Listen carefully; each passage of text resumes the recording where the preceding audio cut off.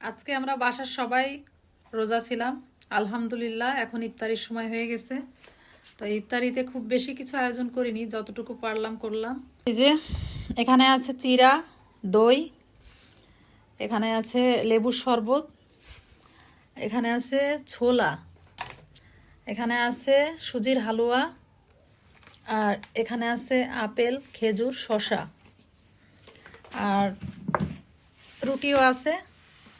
এই যে হটপটে রুটিও বানাইছি। যে অনেক রুটি আছে এর মধ্যে, হটপটের মধ্যে গরম থাকবে এই জন্য হটপটের মধ্যে রেখে দিছি, বোঝা যাচ্ছে না।